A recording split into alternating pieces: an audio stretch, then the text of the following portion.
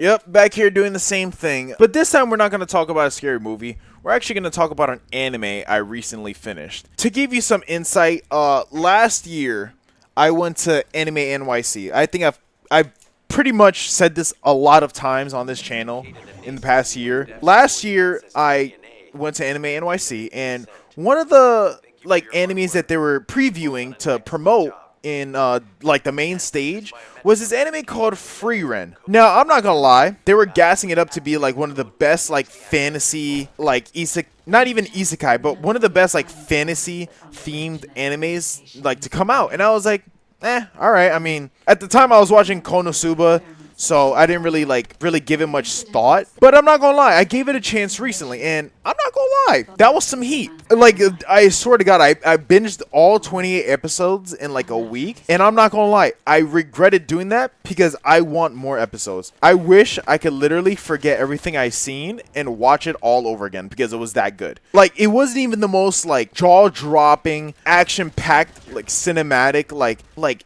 animations or story. It was just so down to earth and so chill. It was nothing but enjoyable to watch. Honestly, if someone just calls it bad, like, I just don't even know what to say to them. Like, it just wasn't for them. Because I'm not gonna lie, like, this is such, like, I guess you could say, such an easy anime to like welcome people into. Like, genuinely, it's actually such like an easy understanding and anime new friendly anime to watch. And I'm not gonna lie, we don't really get a lot of those. I mean, we had like the older animes that are good for that, but that's the thing, they're not good anymore because they're old. So it's good to have like something like Frieren come out where you don't really have to think too hard, and they do a good job of reminding you of like important, like I guess you could say, character traits, personalities, and plot lines. Like, I swear to God, there was like 30,000 flashbacks in this show, but it was so good. Like, you know, like, I didn't care. I'll be straight up with you. I'm gonna just name my three favorite characters so far. I'm gonna be honest. Stark, #1 dog. That's the homie. He's cool as hell. Ever since I saw him fight that red dragon, when we first like see him in the anime, oh, he was so cool. I'm not gonna even lie to you, he was so freaking cool. Talk about fluid animation. I know I just literally mentioned it now being the most like cinematic, you know, like jaw-dropping like experience, but bro, there's some moments with some good animations, and it goes the fuck off. Like, bro, any fight scene with Stark was actually so good to watch. Like, it was literally a not miss. Plus, like, his relationship with Fern is so funny. It's just it's comical to the point because it's like they don't communicate correctly because they're not adults, right? Like, it's obviously like they're teenagers and stuff like that. I'm pretty sure they're both like 18 or something like that. At least they mentioned how Stark is 18. But it's so funny how like they're trying to get along and Fern just does not give a fuck about him. Like, I think there was one scene where right when Stark first joined the party, they went into their first town. Frieren, she was like, all right, well, I'm gonna go do this thing, and y'all two do whatever you want. So he was like, should I ask her to like eat something with me? Kind of feel bad if I just go do my own thing, and she didn't want to be left alone.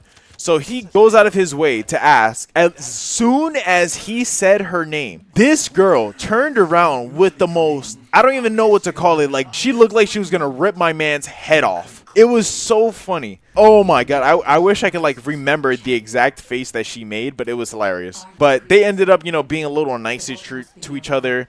There were some other characters too, like Kraft.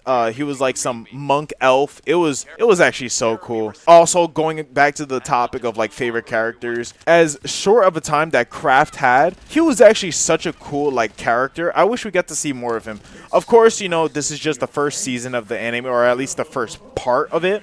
So there's probably going to be a lot more of Kraft in the future, or at least I hope so. But he's like such a cool, like down-to-earth character.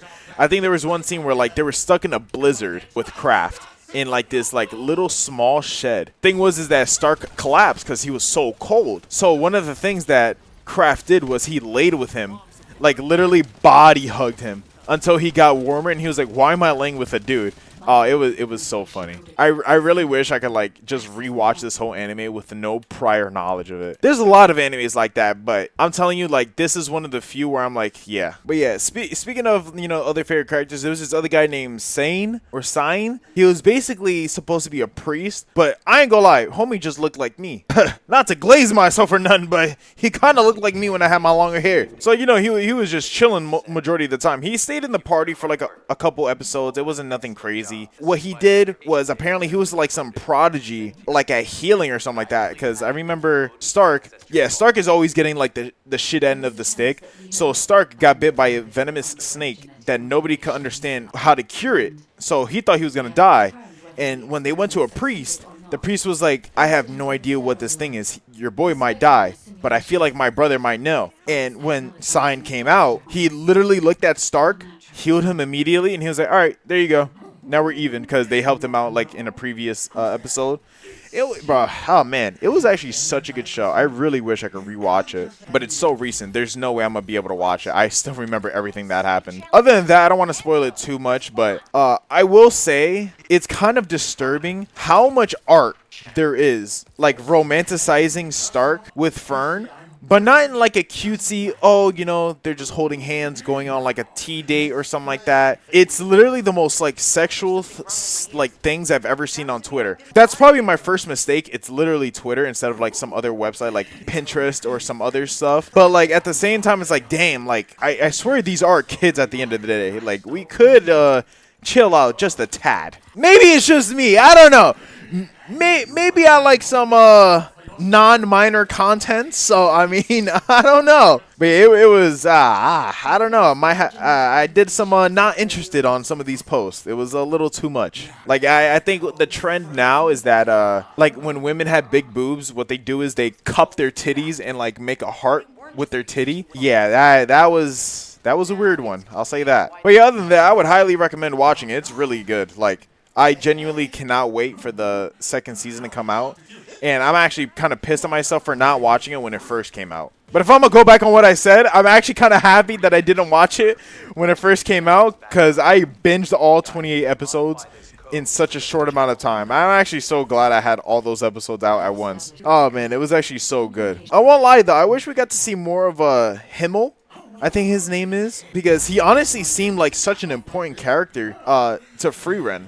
And speaking of, I feel like a lot of people might have misunderstood what the goal of like Frieren was for the anime, at least, because in my opinion, I felt like the anime had kind of no end goal in a sense, where like, let's say I watch like a typical shonen, they want to defeat the Demon King or something like that, or if it's a romance, the couple gets together. For this one, there kind of was no end goal. I was really just there for the adventure. For this, it was really just a different type of speed for me. But I feel like a lot of people misunderstand it. Maybe they didn't like it because they felt like there was no plot to follow or something like that. It was boring because there was no like action going on. But for me, it was interesting because, as we know, Frieren is an elf. And elves live apparently a very fucking long time. And there's not a lot of them. But they like to live in like what's the word, solidarity and solitude.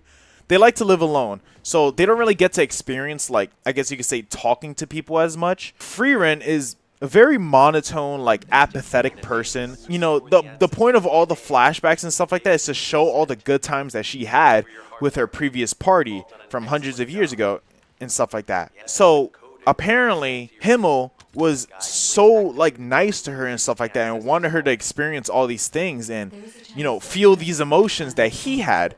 Now, in my opinion, I feel like Himmel had a crush on Frieren but wasn't able to tell. It was also weird for me too, because I was like, does he really have a crush, or does he feel like he's kind of indebted to her in a way, because she did save him when he was a little kid. So I wouldn't say much of a aspect of it. I feel like it was more of a like indebted to her, I guess you could say, and wanted to teach her things as much as she taught him, because she did like a field of flower spell, which was his favorite spell. It was a lot of like interconnecting like things that were happening between them.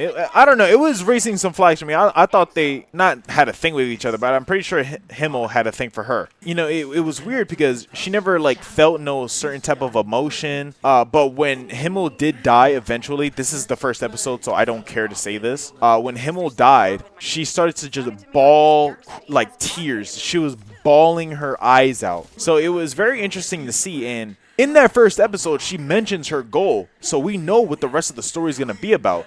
She says she wants to understand more about humans and their emotions. So that's why I feel like she ends up taking a human as her apprentice to become a mage. And I think that's really good storytelling right there. And literally all of her companions are literally humans. I mean, in her original party, and I think there was a dwarf, a priest human, and then a human warrior or something like that.